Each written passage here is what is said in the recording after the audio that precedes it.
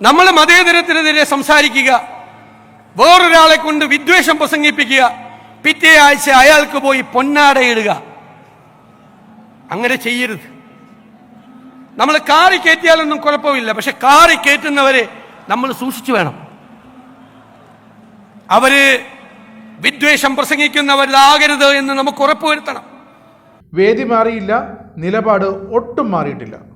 കാന്തപുരം ഉസ്താദിന്റെ സമ്മേളന വേദിയിൽ വി ഡി സതീശൻ നടത്തിയത് രാഷ്ട്രീയ ഇടിമുഴക്കം. പച്ചയ്ക്ക് വർഗീയത പറയുന്നവരെ പ്രോത്സാഹിപ്പിക്കുകയും മതേതരത്വം സംരക്ഷിക്കുന്നു എന്ന് പറഞ്ഞ് വീമ്പിളക്കുകയും ചെയ്യുന്ന മുഖ്യമന്ത്രിയുടെ കപ്പട മതേതരത്വം വലിച്ചു കീറി അങ്ങനെ പ്രതിപക്ഷ നേതാവ്. കാന്തപുരം AP അബൂബക്കർ മുസ്ലിയാരുടെ കേരള യാത്രാ സമാപന സമ്മേളനം മത സൗഹാർദ്ദത്തിൻ്റെയും ആത്മീയ സന്ദേശങ്ങളുടെയും വേദിയായിരിക്കേണ്ടതായിരുന്നു. എന്നാൽ മുഖ്യമന്ത്രി പിണറായി വിജയൻ ഉദ്ഘാടന പ്രസംഗം നടത്തിയ നിമിഷം മുതൽ ആ വേദിയുടെ ചർച്ചയുടെ സ്വഭാവം മാറി. ആ പ്രസംഗം പതിയെ CPM രാഷ്ട്രീയ വിശദീകരണ യോഗമായി ഭരണപക്ഷ ആത്മപ്രശംസകളിലേക്ക് വഴിമാറി. അങ്ങനെ അതൊരു പൊതുസമ്മേളനത്തിൻ്റെ സൗഹാർദ്ദ പരിധി കടന്ന രാഷ്ട്രീയ വേദിയാക്കി മുഖ്യമന്ത്രി മാറ്റി. അവിടെ തന്നെ അതേ വേദിയിൽ തൊട്ടു പിന്നാലെ സംസാരിക്കാനെത്തിയ പ്രതിപക്ഷ നേതാവ് വി ഡി സതീശൻ തെളിയിച്ചത് ഒരൊറ്റ കാര്യം: വേദി ഏതായാലും വിഷയം എന്തായാലും നിലപാട് വ്യക്തമായിരിക്കണം. വി ഡി സതീശൻ്റെ ആ പ്രസംഗം ഒരു മറുപടിയല്ല, ഒരു മുന്നറിയിപ്പായിരുന്നു. മുഖ്യമന്ത്രി സമ്മേളനത്തെ പാർട്ടി വേദിയാക്കുമ്പോൾ അതിന് ഗാന്ധിയൻ മൗനം കൊണ്ട് മറുപടി പറയുന്ന രാഷ്ട്രീയമല്ല ഇത്. നേർക്കുനേരെ നോക്കി ഒളിവും മറയുമില്ലാതെ മറുപടി പറയുന്ന അതേ രാഷ്ട്രീയം. ഏകദേശം 1 മണിക്കൂറോളമാണ് പിണറായി വിജയൻ പ്രസംഗം നോക്കി വായിച്ചത്.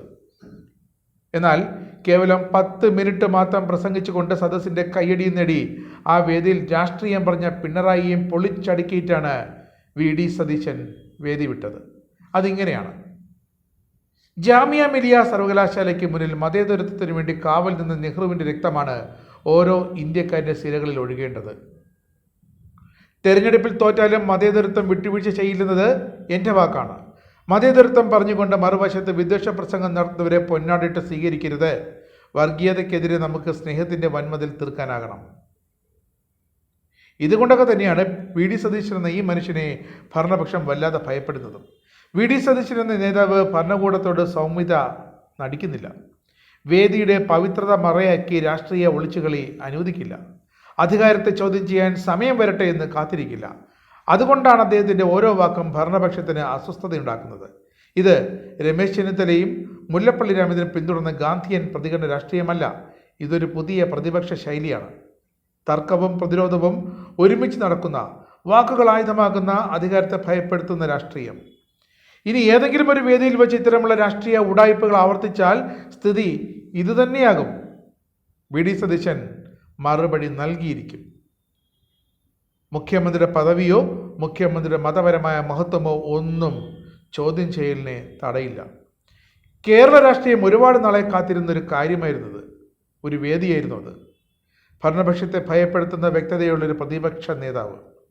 അത് ഇന്ന് സംശയമില്ലാതെ വി ഡി സതീശൻ തന്നെയാണ്, വി ഡി സതീശൻ മാത്രമാണെന്ന് ഒളിവും മറയും ഭയമില്ലാതെ പറയാനാണ്. അതാണ് വി ഡി സതീശൻ, അതാണ് ഇന്ത്യൻ നാഷണൽ കോൺഗ്രസ്. അഭിവന്ദ്യനായ അധ്യക്ഷൻ റയീസുൽ ഉലമ സുലൈമാൻ മുസ്ലിയാർ, ഈ സമ്മേളനം ഉദ്ഘാടനം ചെയ്ത ബഹുമാനപ്പെട്ട കേരള മുഖ്യമന്ത്രി ശ്രീ പിണറായി വിജയൻ, ഈ ജാഥയുടെ യാത്രയുടെ നായകനും സമസ്തയുടെ ജനറൽ സെക്രട്ടറിയുമായ അഭിവന്ദ്യനായ സുൽത്താനുൽ ഉലമ AB അബൂബക്കർ മുസ്ലിയാർ, വേദിയിലും സദസ്സിലും ഇരിക്കുന്ന ഏറ്റവും ബഹുമാന്യരായ വിശിഷ്ടാതിഥികളെ, പ്രിയപ്പെട്ട സഹോദരങ്ങളെ, ഈ യാത്ര, കേരളത്തിൻ്റെ ഹൃദയത്തിലൂടെ നടത്തിയ ഈ യാത്ര മനുഷ്യർക്കൊപ്പം എന്ന അതിമനോഹരമായ ഒരു വാക്കുമായിട്ടാണ് വന്നത്. പരമകാരുണികനായ ദൈവത്തിൻ്റെ സൃഷ്ടിയാണ് മനുഷ്യർ.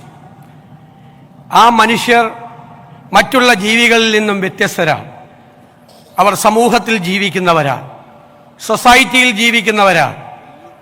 അവര് പാരസ്പര്യത്തിൻ്റെ, സ്നേഹത്തിൻ്റെ, സാഹോദര്യത്തിൻ്റെ ഹൃദയബന്ധം ആ സമൂഹത്തിലുള്ള എല്ലാവരുമായി പുലർത്തണം. മനുഷ്യനാകണം എന്നാണ് അതിനർത്ഥം. അതിനേക്കാൾ വലിയ ഒരു ദൈവികമായ ഒരു സന്ദേശം വേറെയില്ല. നമ്മുടെ ചുറ്റുപാടുകളിലും കാണുന്ന സങ്കടങ്ങൾ, പ്രയാസങ്ങൾ, ദുരിതങ്ങൾ, കണ്ണുനീര്, അതെല്ലാം തുടച്ചു നീക്കാൻ വേണ്ടിയിട്ടുള്ളതാണ് മനുഷ്യജന്മം എന്നുള്ള പ്രഖ്യാപനമാണ് ഈ കേരള യാത്ര എന്ന് പരാമർശിക്കാൻ ഞാൻ ആഗ്രഹിക്കുന്നു. ഇന്നിവിടെ ബഹുമാനപ്പെട്ട മുഖ്യമന്ത്രിയും ഉസ്താദും ചേർന്ന് ഉദ്ഘാടനം ചെയ്ത ആ പരിപാടി തന്നെ, ആ ഒരു കാരുണ്യ പദ്ധതി തന്നെ അതിനുള്ള ഏറ്റവും വലിയ ഉദാഹരണമായി മാറുന്നു. മനുഷ്യന്റെ സങ്കടങ്ങൾ കാരണം പാർശ്വവൽക്കരിക്കപ്പെട്ട പാവങ്ങളെ ഹൃദയത്തോട് ചേർത്ത് നിർത്തണം എന്ന മനോഹരമായ സന്ദേശമാണ് നൽകുന്നത്. അത് തന്നെയാണ് നമ്മുടെ രാജ്യത്തിൻ്റെയും ലോകത്തിൻ്റെയും സുന്നി പാരമ്പര്യം. അതൊരു സൂഫി പാരമ്പര്യമാണ്. നമ്മുടെ രാജ്യത്തേക്ക് കടന്നു വന്ന സൂഫി വര്യന്മാരുടെ സന്ദേശമാണ്. മനുഷ്യരുടെ ഇടയിൽ സമഭാവന ഉണ്ടാകണം, സാഹോദര്യമുണ്ടാകണം, സ്നേഹമുണ്ടാകണം, സമാധാനപ്രിയരായിരിക്കണം എന്നതാണ് സൂഫി പാരമ്പര്യം. ആ സൂഫി പാരമ്പര്യത്തിന്റെ ലെഗസിയാണ്, അതിന്റെ പൈതൃകമാണ് അഭിവന്ദ്യനായ ഉസ്താദിന്റെ നേതൃത്വത്തിൽ നമ്മൾ മുന്നോട്ട് പോയിക്കൊണ്ടിരിക്കുന്നത്. സമസ്തയുടെ പൈതൃകമാണത്. 70കളുടെ തുടക്കം മുതൽ അതിന് നേതൃത്വം വഹിച്ച ആളാണ് അഭിവന്ദ്യനായ ഉസ്താദ്. ഷംസുൽ ഉലമനയുടെയും കണ്ണിയത്ത് ഉസ്താദിന്റെയും കൂടെ പ്രവർത്തിച്ച അനുഭവ സമ്പത്താണ് അദ്ദേഹത്തിനുള്ളത്. അത് കേരളത്തിൽ സമാധാനം പുലരാൻ ഈ മലയാളികളെ സഹായിക്കുന്നുണ്ട് എന്ന കാര്യത്തിൽ യാതൊരു സംശയവുമില്ല. 10,000-കണക്കിന് മനുഷ്യർക്ക് സ്നേഹത്തിന്റെ സാന്ത്വനം നൽകിയ പ്രസ്ഥാനമാണിത്. അതിന് നേതൃത്വം കൊടുത്തയാളാണ് ഉസ്താദ്. എത്രയോ പേർക്ക് പാർപ്പിടങ്ങൾ, എത്രയോ പേർക്ക് സൗജന്യ വൈദ്യസഹായങ്ങൾ, എന്തുമാത്രം സഹായങ്ങളാണ് കഴിഞ്ഞ ഇത്രയും വർഷക്കാലം ചെയ്തത്, ഇപ്പോൾ ചെയ്തുകൊണ്ടിരിക്കുന്നത്, പുതിയ പദ്ധതികൾക്ക് വേണ്ടി രൂപം കൊടുത്തിട്ടുള്ളത്. അറിവിന്റെ വെളിച്ചമാണ് വിദ്യാഭ്യാസം, അല്ലേ? ഈ അന്ധകാരത്തിലേക്ക് വെളിച്ചം പകരുന്നതാണ് വിദ്യാഭ്യാസം. ആ വിദ്യാഭ്യാസത്തിലൂടെ ലക്ഷക്കണക്കിന് ആളുകളെയാണ് അറിവിന്റെ വെളിച്ചത്തിന്റെ ലോകത്തിലേക്ക് ഉസ്താദിന്റെ നേതൃത്വത്തിൽ കൈപിടിച്ച് ആനയിച്ചുകൊണ്ടിരിക്കുന്നത്.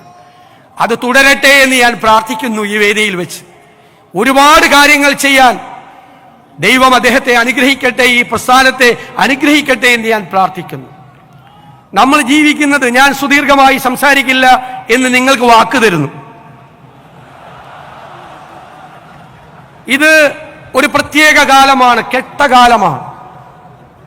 രാജ്യത്തുടനീളം സംഘർഷങ്ങൾ ഉണ്ടായിക്കൊണ്ടിരിക്കുക. ഒരു വിഭാഗം ജനതയെ ഒറ്റപ്പെടുത്തി ആക്രമിക്കാൻ ഒരു കൂട്ടർ ശ്രമിക്കുന്നു. ജാതിയുടെ പേരിൽ, മതത്തിന്റെ പേരിൽ ഭിന്നിപ്പുണ്ടാക്കി വിദ്വേഷ പ്രസംഗങ്ങൾ നടത്തി നമ്മളെ ശത്രുക്കളാക്കാൻ, അതിലൂടെ അധികാരത്തിലെത്താൻ, അധികാരം പിടിച്ചെടുക്കാൻ ചിലർ ശ്രമിക്കുന്നു. അതിനെതിരായി നമ്മൾ പോരാടേണ്ടത് തോളോട് തോൾ ചേർന്ന് നിന്നുകൊണ്ടാണ്. ഞാൻ സ്കൂളിൽ പഠിക്കുമ്പോൾ പണ്ഡിറ്റ് ജവഹർലാൽ നെഹ്റുവിനെ കുറിച്ചൊരു ലേഖനം വായിച്ചു, ഒരു പുസ്തകത്തിൽ.